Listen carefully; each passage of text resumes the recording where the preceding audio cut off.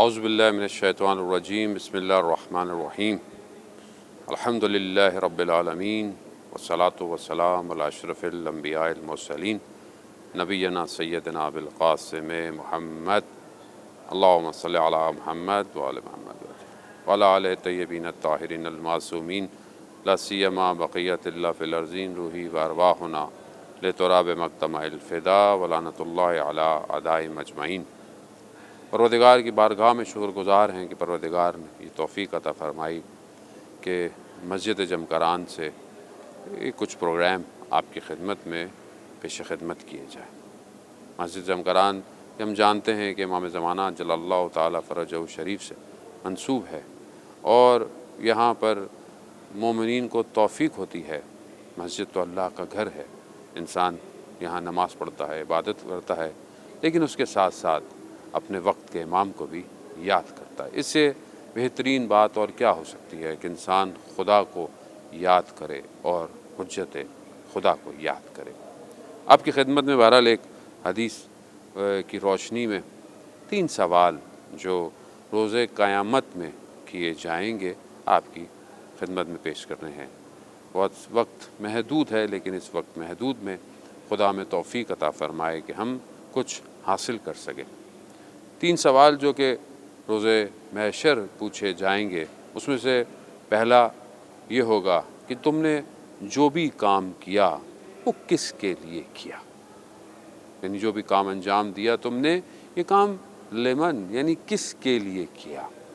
دوسرا سوال جو پوچھا جائے گا کہ تم نے یہ کام کیوں انجام دیا، اور تیسرا سوال یہ پوچھا جائے گا تم سے کہ یہ تم نے کام کیسے انجام دیا۔ جی عزیزان محترم، اب اپنی زندگی میں جو بھی کام کرتے ہیں یقیناً اس کے پیچھے یہ عوامل، یہ فیکٹر موجود ہوتے ہیں۔ روز قیامت سوال کیا جائے گا تم نے نماز پڑھی، کس کے لیے پڑھی؟ یقیناً ہمارا جواب یہی ہوگا کہ پروردگار یہ نماز تو ہم نے تیرے لیے پڑھی اور کسی اور کے لیے نہیں پڑھی۔ یہی ہو سکتا ہے کہ جب ہم اپنی زندگیوں میں اگر ظاہراً کام دکھانے کے لیے اچھا ہو، لیکن وہ کام اگر خدا کی بارگاہ کے لیے نہ ہو تو وہ کچھ اور بن سکتا ہے۔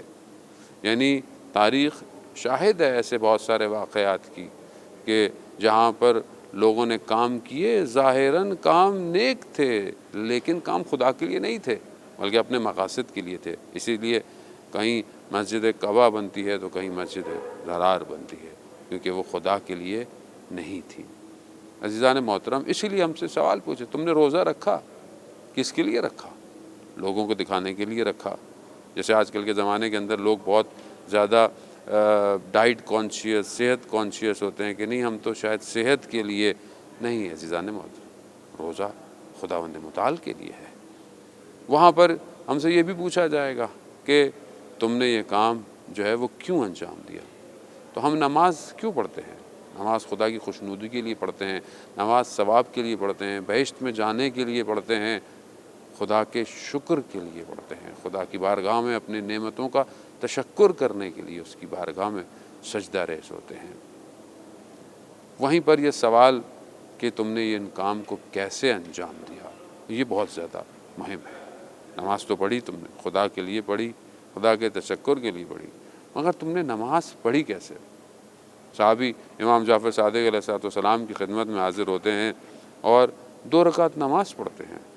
جب 2 رکعت نماز ان کی تمام ہوتی ہے تو امام ان سے کہتے ہیں وائے ہو کہ 60 سال زندگی انسان گزارے اور 2 رکعت نماز انسان صحیح نہ پڑھ پائے۔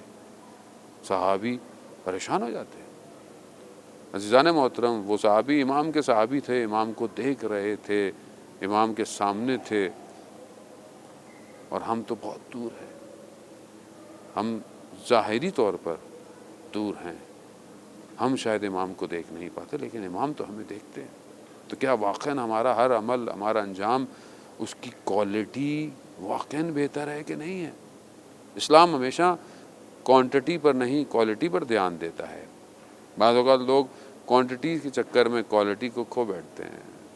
ہر جگہ تاریخ انسانیت میں جہاں بھی انسانیت کو، اور خاص طور پہ اسلام میں جہاں بہترین لوگوں نے اسلام کے لیے کام انجام دیا، وہاں پر کوانٹٹی نہیں تھی، کوالٹی تھی، جیسے کہ کربلا کے اندر امام جعفر صادق علیہ السلام نے پھر 2 رکعت نماز پڑھی۔ وہ صحابی کہتے ہیں کہ میں نے دیکھا کس طرح امام جو ہے وہ نماز کے اندر اپنے بدن کو رکھتے ہیں، اپنے ہاتھوں کو رکھتے ہیں، کیسے رکوع کرتے ہیں، کیسے سجدے کرتے ہیں، میں نے اس طرح دیکھا۔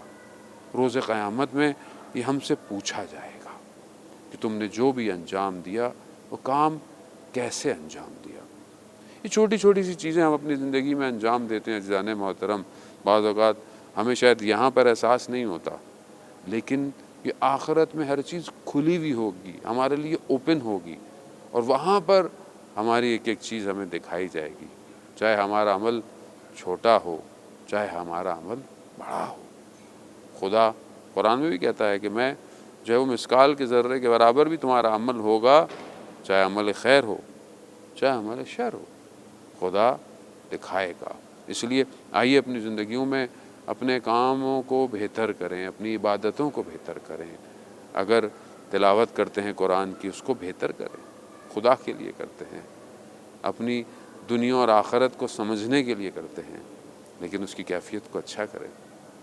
اور بھی باقی عبادتیں کرتے ہیں، کسی کے ساتھ انفاق کرتے ہیں، کسی کی مدد کرتے ہیں، کسی کی ہیلپ کرتے ہیں، اس کو بھی بہتر انجام دیں۔ صلہ رحمی کرتے ہیں، اپنے حقوق کو ادا کرتے ہیں، والدین کا احترام کرتے ہیں، بچوں کے ساتھ شفقت، اور باقی کمیونٹی میں، سوسائٹی میں جو اپنا کردار ادا کرتے ہیں، اس کی طرف ہمیں متوجہ ہونا چاہیے۔ چاہے کم کام کریں مگر بہترین کام کریں، با کیفیت کام انجام دیں، تاکہ خدا کی بارگاہ میں جو بھی عمل جائے وہ بہترین طریقے سے امام کے وسائل سے، امام کے فیض سے جو ہے وہ پہنچے۔ یقیناً اگر ہم امام کو یاد بھی کرتے ہیں تو اس کی کیفیت بھی اچھی ہو، چاہے تھوڑی ہی دیر کیوں نہ ہو، ہفتے میں 1 دن ہی کیوں نہ ہو، لیکن اپنے پورے وجود سے اپنے امام کو یاد کریں۔ عزیزان محترم، مسجد جمکران ہے، علی ابن میزیار کا واقعہ یاد آ گیا کہ 20 سال حج کرتا رہا، اس وجہ سے کہ شاید امام زمانہ جل اللہ تعالیٰ فرجہ شریف سے ملاقات ہو، لیکن نہیں ہو پائی، مایوسی ہو گئی، دل برداشتہ ہو کر جو ہے وہ ڈی موٹیویٹ ہو کر نہیں جائے گا۔ پھر بہرحال پیغام پہنچایا گیا اس سال حج پر آؤ، اور جب حج پر پہنچا تو شخص جو ہے وہ آیا، کہا کہ امام نے بلایا ہے۔ خلاصہ واقعہ آپ سنتے رہتے ہیں، جیسے امام کی خدمت میں پہنچا، امام کے جیسے ہی جس جگہ امام موجود تھے وہاں جیسے ہی اندر داخل ہوا اس خیمے میں، امام نے دیکھتے ہی اسے کہا کہ ہم تمہارے زیارت کے، تمہارے دیدار کے مشتاق تھے۔ علی ابن میزیار جو ہے وہ حیران ہو گیا، کہا مولا میں تو 20 سال آپ کی زیارت کے لیے تڑپتا رہا، اور آپ فرما رہے ہیں کہ آپ میری زیارت کے لیے مشتاق تھے۔ کہا ہاں علی ابن میزیار، تمہارا عمل ہمارے اور تمہارے درمیان میں رکاوٹ ہوا ہوتا۔ عزیزان محترم، اپنے عمل کو اچھا کریں، بہتر کریں، تاکہ امام کی خدمت میں پہنچ جائیں۔ خداوند متعال کی بارگاہ میں دعا گو ہیں، پروردگار ہمیں واقعاً ہم جو نیک کام کریں خدا کے لیے ہو، اور اس کا مقصد بھی ہمیں پتہ ہو، اور ہم اس کی کیفیت کو بھی بہترین طریقے سے انجام دیں، تاکہ اس کی بارگاہ میں ہم سرخرو ہو سکیں، اور وہ ہمارے ہر عمل کو اپنی بارگاہ میں قبول کر سکے۔ اسی دعا کے ساتھ کہ جلد سے جلد امام زمانہ جل اللہ تعالیٰ فرجہ شریف کا ظہور ہو، اور ہمیں توفیق ہو کہ ہم اپنے کاموں کو امام کی رقاب میں انجام دیں۔ اپنا خیال رکھیے گا۔